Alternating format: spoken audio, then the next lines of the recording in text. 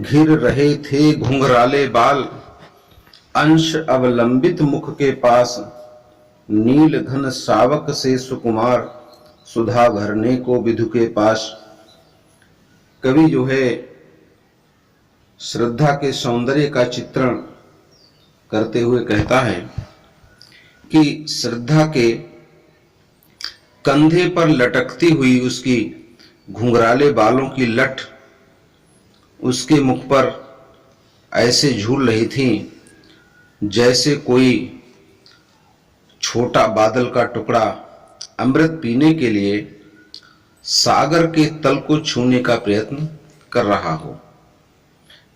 अंश माने कंधा होता है, अवलंब माने सहारा लेकर के, कि उसके घिर रहे थे घुंघराले बाल, अंश अवलंबित मुख के पास, कि उसके कंधों का सहारा लेकर के उसके घुंघराले काले बाल की कोई लट उसके मुख के पास ऐसे झूल रही थी जैसे नील घन शावक, घन माने बादल का, शावक माने बच्चा होता है यद्यपि, लेकिन यहाँ छोटा बादल का कोई टुकड़ा।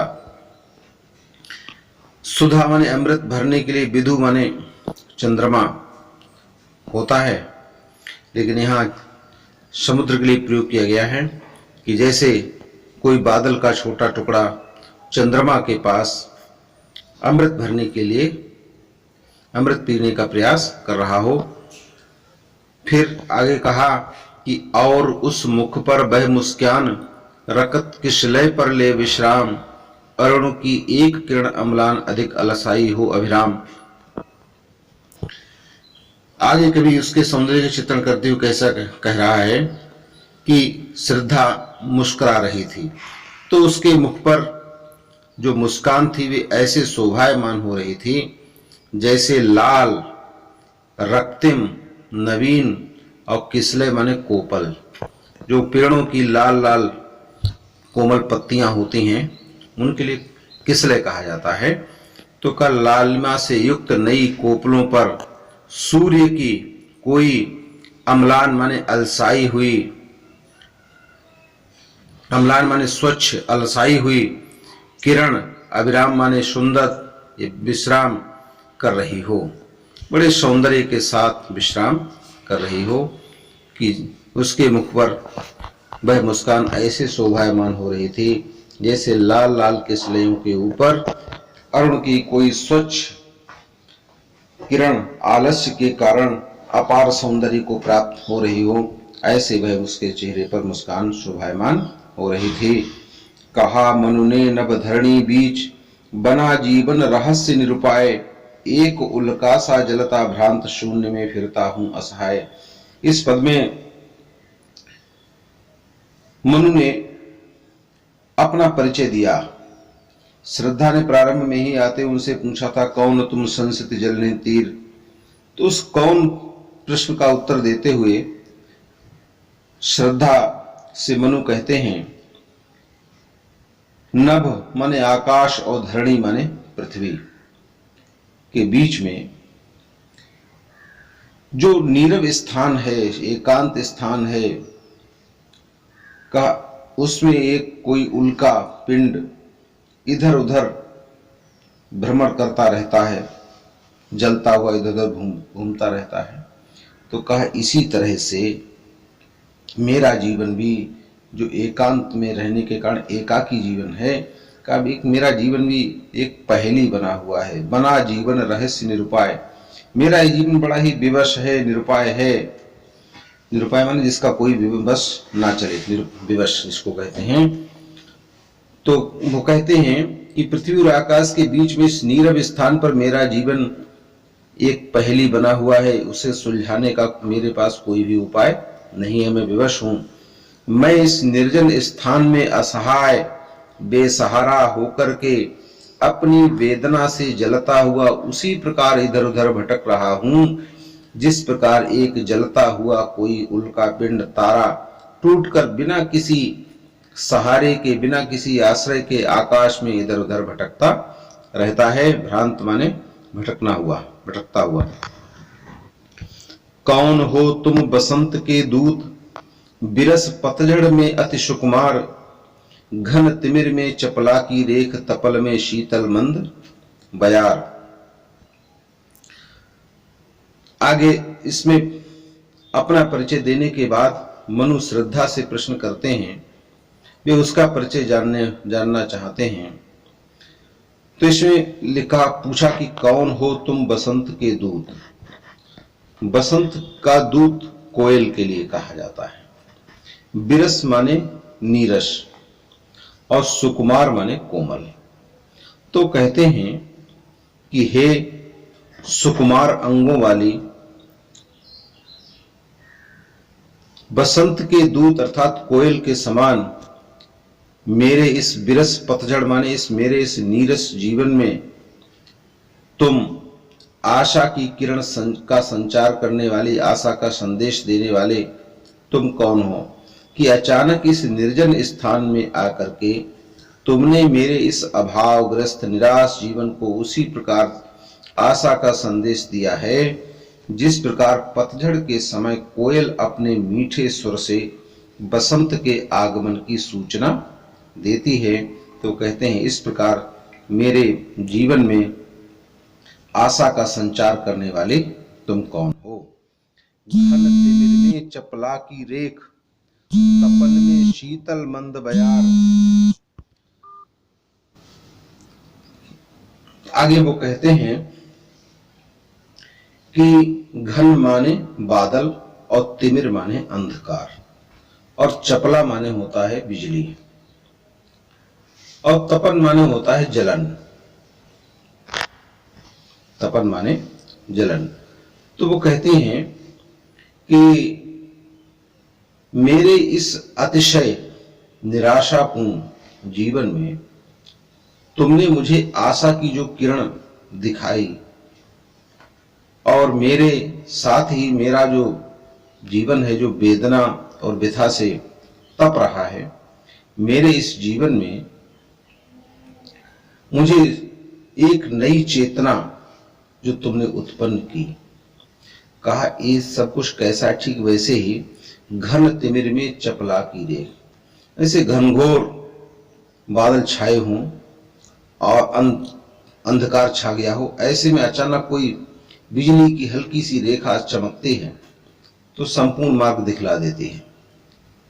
हमारा शरीर गर्मी के कारण तप रहा हो, अचानक कहीं से हवा का शीतल झोंका आ जाए तो सारी तपन, सारी वेदना, सारी पीड़ाएं उस एक झोंके से शांत हो जाया करती है। तो कहा ठीक उसी प्रकार से मेरे इस निराशा से परिपूर्ण जीवन में बिजली की चमक की समान आशा की किरण दिखाने वाले और साथ ही जो मेरा जीवन वेदना व्यथा से तप्त हो रहा है, तप रहा है, ऐसे मेरे इस जीवन में हवा के शीतल मंद झोंके के समान एक नई चेतना, एक नया उल्लास, एक नया उत्साह जगाने वाले तुम कौन हो। इतना प्रश्न पूछने के बाद में श्रद्धा उनको समझाती हुई कहती, वो भी अपना परिचय देती है। लगा कहने आगंतुक व्यक्ति, मिटाता उत्कंठा सविशेष, दे रहा हो कोकिल सानंद सुमन को ज्यों मधुमेह संदेश। वह आगंतुक व्यक्ति मनु के मन में उठने वाली विशेष जिज्ञासाओं को शांत करते हुए इस प्रकार से कहती है कि मन श्रद्धा के पूछने पर मनु ने उसे अपना परिचय दिया, जिससे जीवन के प्रति उनकी हताशा निराशा स्पष्ट होती है। अपना परिचय पूछने के पश्चात श्रद्धा से मनु ने उसके विषय में पूछा कि वो कौन है। तो वो कहती है कि वो मनु की विशेष जिज्ञासा को शांत करने के लिए अपना परिचय देना आरंभ करती है और उसकी वाणी वो ऐसी लग रही थी मानो कोयल आनंद में भर करके फूलों को मधुमेह बसंत के आने का संदेश सुना रही हो। दे रहा हो कोकिल सानंद सुमन को मधुमेह, सुमन को ज्यों मधुमेह संदेश, कि जैसे फूलों के लिए मधु से युक्त बसंत ऋतु के आने का समाचार सुना रही हो। भरा था मन में नव उत्साह, सीख लूं ललित कला का ज्ञान, इधर रह गंधर्वों के देश, पिता की हूं प्यारी संतान। श्रद्धा अपना परिचय देती हुई कहती है कि मेरा युवा मन नवीन उत्साह से परिपूर्ण है, जिससे मेरे जीवन में, मेरे मन में ललित कलाओं का ज्ञान सीखने की उत्कंठा जागी। ललित कला कैसे कहते हैं? नृत्य, संगीत, वाद्य, गायन, ये ललित कला के अंतर्गत आते हैं। तो कहा कि मेरे मन में ललित कलाओं को जानने की उत्कंठा जागी, इसलिए मैं उन ललित कलाओं को सीखने के लिए इधर गंधर्वों के देश में निवास करती हूं और मैं अपने पिता की प्यारी संतान हूं। इस प्रकार से उसने अपना जब परिचय दिया तो आगे और कहती है कि दृष्टि जब जाती हिमगिर और प्रश्न करता मन अधिक अधीर, धरा की ए सिकुड़न भयभीत, आह कैसी है क्या है पीर। श्रद्धा कहती जब जब मेरी दृष्टि ऊंचे ऊंचे हिमालय वाली चोटियों पर पड़ती, ऊंची ऊंची चोटियों वाले हिमालय पर जब जब मेरी दृष्टि जाती थी तो मेरा मन इसके संबंध में विस्तार से जानने के लिए अधीर हो उठता था। तरह तरह के प्रश्न मेरे मन में उठते थे। वे प्रश्न मुझे अत्यधिक बेचैन कर देते थे कि जो हिमालय दूर से इतना सुंदर दिखाई पड़ता है, वह नजदीक से देखने में कितना सुंदर होगा। और पृथ्वी की सिकुड़न के समान मन को भयभीत कर देने वाले इस ऊंचे हिमालय का आखिर स्वरूप क्या है, इसमें निवास करने वाले जो लोग हैं उनका जीवन कैसा है, उनके दुख दर्द कैसे हैं। कहा इन सारे प्रश्नों को उत्तर जानने के लिए मेरा मन अत्यधिक बेचैन हो जाया करता था, लेकिन हर बार मैं अपने मन को रोक लेती थी। लेकिन आखिर कब तक अपने मन को रोकती? तो मेरे प्रश्नों का कोई समाधान मुझे नहीं मिल पा रहा था। और अंततः एक दिन कि बढ़ा मन और चले ये पैर, शैल मालाओं का श्रृंगार, आंख की भूख मिटी ये देख, आह कितना सुंदर संभार।